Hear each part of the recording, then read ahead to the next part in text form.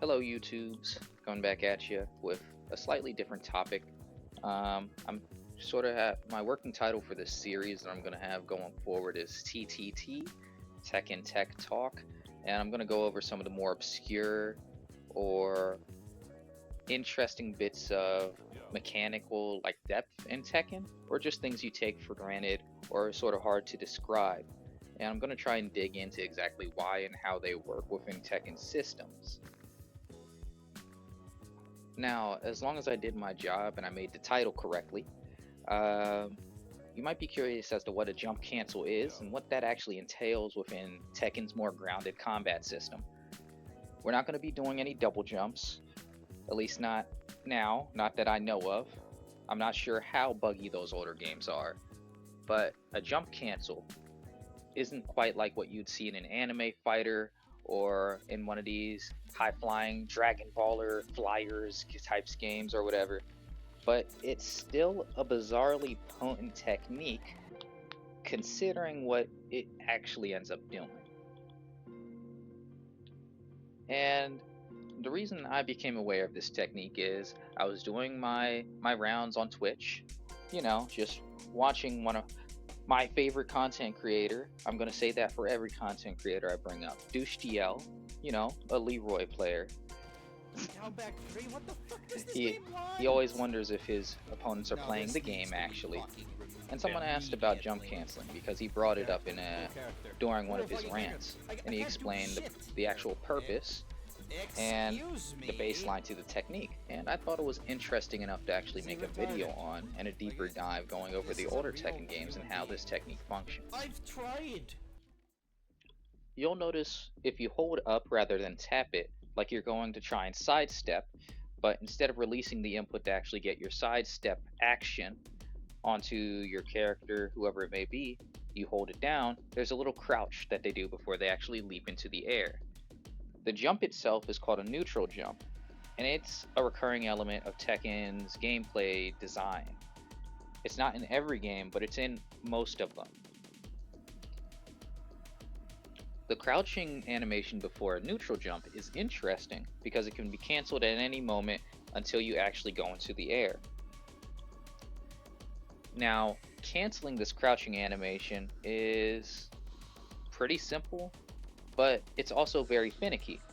Going from up to up forward or up to up back will cancel the crouching animation and immediately make you jump. Pressing forward will move you forward, back, down, so on and so forth. Any movement will cancel it because this crouching animation is a part of Tekken's movement system, and it's free form and free flowing, so you can just cancel one to the other to the next. Now, a couple of points about this crouch before you jump. For one thing, you're not actually crouching, and you can catch any jabs or high moves on the chin if you aren't careful. Another thing, which is extremely curious, is that using a particular input, you can actually cancel this animation into crouch and access all of your crouching moves. By tapping back or forward within the few frames between you crouching and you jumping into the air, you can actually get the entire arsenal of your character's crouching moves. I really do mean all of your character's crouching moves as well. It's rather difficult for me to get an example of it, but you can use Jack's low jabs, you can use Steve's low jab, and theoretically you could even slide out of this stance if you're some kind of machine. Now, the jump cancel itself. You'll be shocked to learn that we are not canceling any jumps, but instead, the jump cancel technique happens when you introduce an attack to this animation. Take Lars's orbital, for example, up forward 4. You can see its normal animation, and you can get a feel for its speed. You've seen it at least 1,000 times if you played any Tekken game past 6. Lars is a very popular character. But if you hold up for just a few frames and then up forward, the animation is sped up.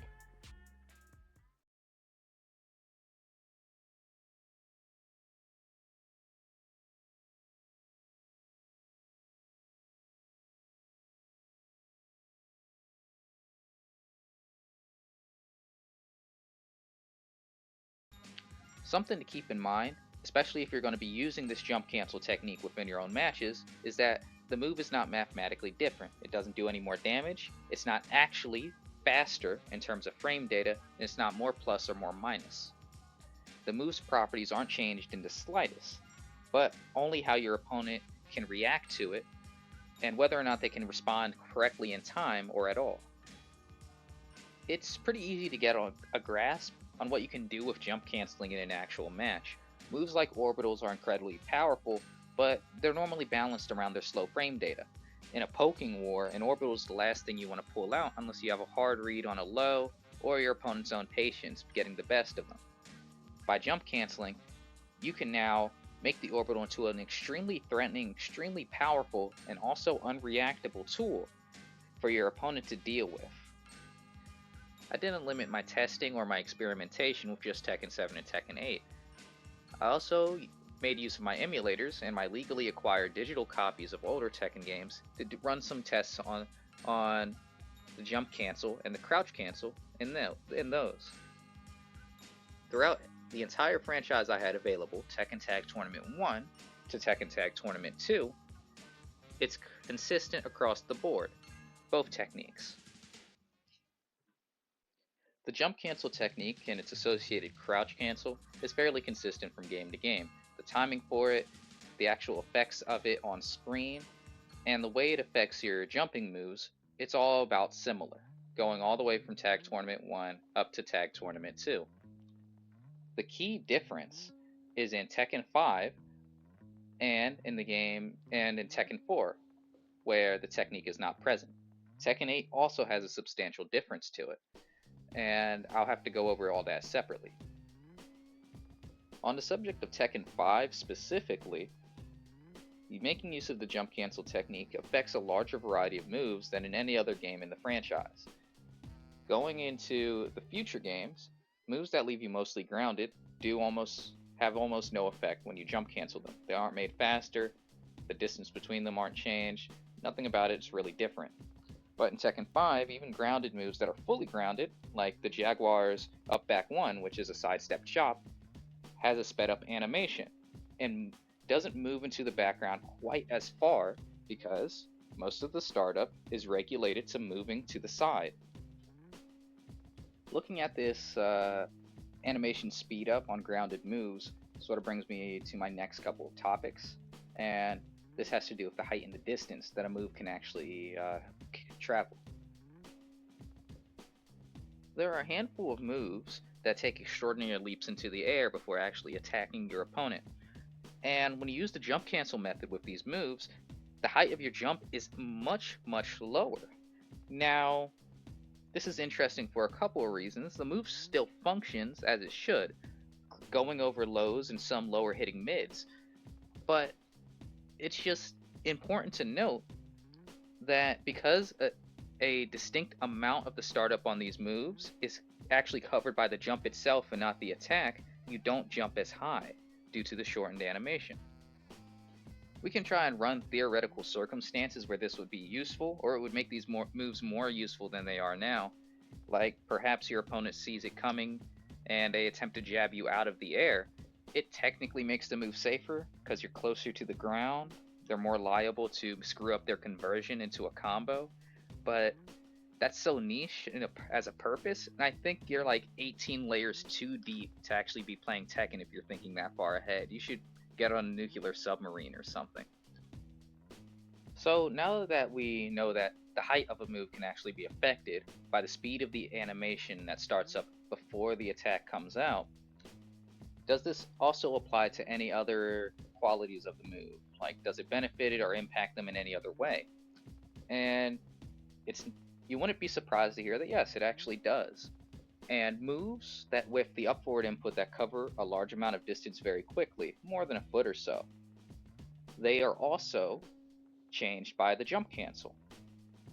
Bruce and Josie's up forward 3+4 is the best example of this. It's typically used as a long range whip punisher or as a frame trap because the move's quick startup and large range. If you use the jump cancel method, the range is decreased significantly, by more than half. Alright, here we are on tag 2. Look at Ogre's mean mug. Pretty big guy. Now, Bruce's up forward 3 is just a standard, it's just your standard everyday long range jumping attack. I say it's standard, but it's actually particularly unique to Bruce. But as you can see, from a backdash away on round start, it consistently hits Ogre. But, what was that? The moment you jump cancel it, the range is reduced to such a degree that it misses, even when you're in Ogre's face. On tag 2 once again, and we have Miguel in this instance. So Miguel has a special move, up forward 1. Advancing, plus frame, stand transition, it does a lot of things. Now, from a backdash away on round start, you'll obviously reach your opponent. Miguel covers quite a bit of distance. Even from further, just a tiny bit. Well, that's still not my point. The move has a lot of range, but when you jump cancel it, all of that extra range is lost because you cover most of your distance before the attack's even close to coming out. You can see the difference if I do them back to back.